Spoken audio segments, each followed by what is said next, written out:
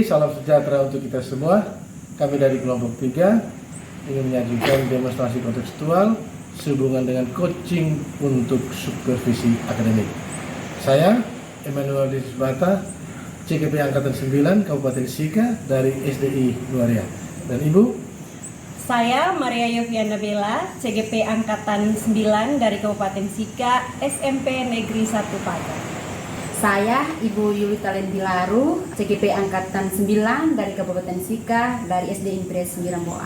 Dengan fasilitator Ibu Nini Ngasari SPD MAG dan pengajar praktek Ibu Teresia Afila SPD. Selamat menyaksikan.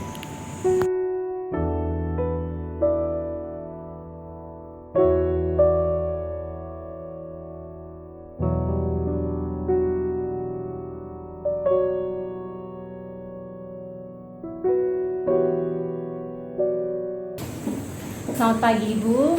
Pagi juga Bu. Bagaimana kabar hari ini? Oke, puji Tuhan kabar saya baik Bu. Bagaimana kabar Ibu? Puji Tuhan baik juga Ibu. Baik Ibu Lenti, jadi hari ini adalah jadwal Ibu untuk melakukan proses coaching. Sebelum melakukan proses coaching, ada beberapa hal yang perlu saya sampaikan dan perlu juga saya diskusikan atau tanyakan ke Ibu. Jadi sebelum masuk ke pertanyaan, saya akan menyampaikan bahwa ada rubrik penilaian dalam proses coaching. Jadi untuk rubrik penilaian itu yang pertama, proses coaching harus sesuai dengan alur cerita. Terus yang kedua, bagaimana Ibu memberikan pertanyaan-pertanyaan bobot. Dan berikutnya adalah bagaimana respon coach Ibu. Respon coach Ibu dari proses coaching yang berlangsung. Nah, itu untuk rubrik penilaiannya. Dan kita masuk pada pertanyaan-pertanyaan. Jadi yang mau saya tanyakan ke Ibu Lenti yang pertama, apa atau kompetensi apa yang akan Ibu kembangkan dari proses coaching nanti? Oke Bu, baik. Dari proses coaching sebentar, saya akan kembangkan 3 kompetensi. Yang pertama, kesadaran penuh. Yang kedua, mendengarkan aktif. Dan yang ketiga, mengajukan pertanyaan. Oke, baik Ibu Lenti, jadi ada 3 kompetensi yang Ibu mau kembangkan. Tapi yang paling spesifik kira-kira kompetensi yang mana? Ya, lebih spesifik saya akan kembangkan kompetensi mendengarkan aktif dan pertanyaan.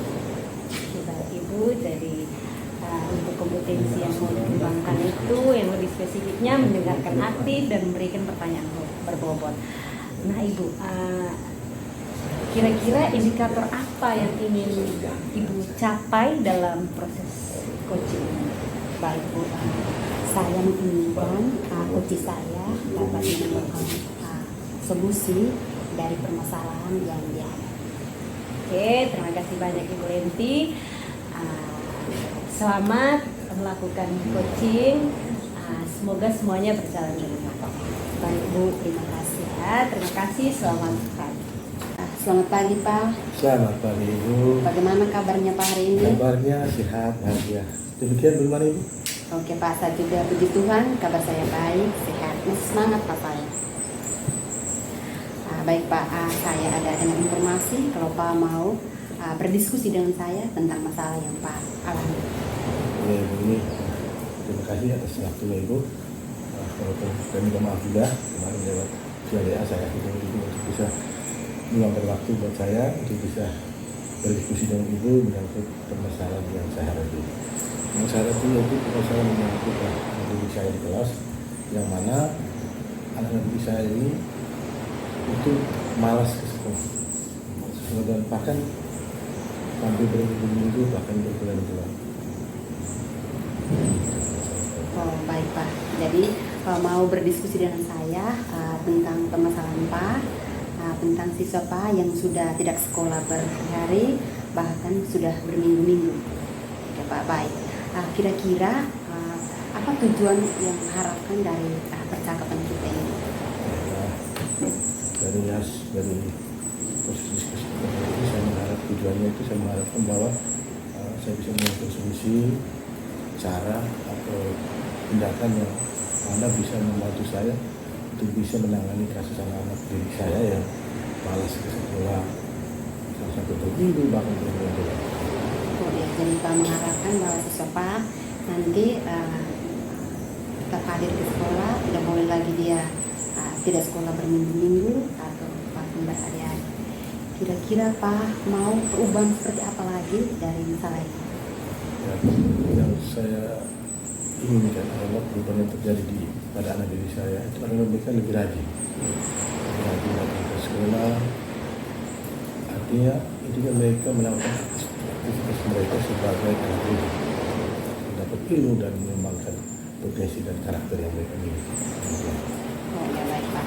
Jadi Pak menginginkan siswa Pak ini lebih rajin, lebih beraktivitasnya lebih penuh di sekolah supaya mereka jangan malas-malasan. Dari kondisi ini kira-kira posisi idealnya di posisi berapa? Kalau yang ideal yang kita ketahui itu adalah 10 idealnya. Dari kondisi yang Pak alami ini kira-kira di posisi berapa? Dari situasi yang terjadi yang saya amat dulu dan selama itu saya juga menguras energi betul, itu kira-kira level anak-anak diri saya pada level 5. Pada level 5 saya amat dari posisi permasalahan itu. Oke, baik Pak. Jadi sekarang posisinya di level 5. Kira-kira Pak menginginkan sampai ke level berapa perubahan ini? Perubahan ini ya saya memimpikan itu.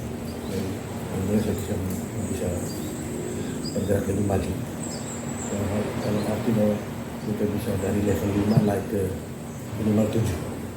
Level 7. Oke, Pak luar biasa, bagus sekali Pak punya kemauan atau punya mimpi yang besar dari 5 bisa menjadi 7. Untuk itu kira-kira usaha atau langkah-langkah seperti apa yang Pak lakukan sehingga Pak bisa mencapai level 7 tadi sesuai yang Pak mimpikan? Ya, pertama ada 3 langkah sebenarnya itu yang ingin saya kembangkan, yang ingin saya capai, yang ingin saya buat dari penanganan kasus dari anak didik saya. Yang pertama adalah saya mendata dulu siswa-siswa yang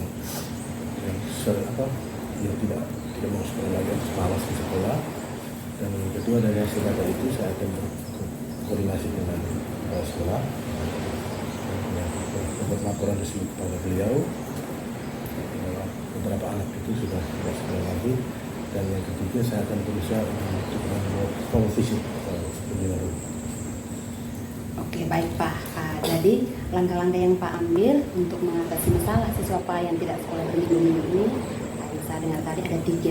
Yang pertama mendata siswa ini yang malas ke sekolah, kemudian melakukan koordinasi dengan kepala sekolah, dan yang ketiga melakukan kunjungan rumah. Pak, dari ketiga langkah ini mungkin menurut Pak yang lebih nyaman atau lebih bagus untuk Pak realisasikan secepatnya itu yang mana? Yang ingin saya realisasikan di awal itu adalah ada 2 sebenarnya.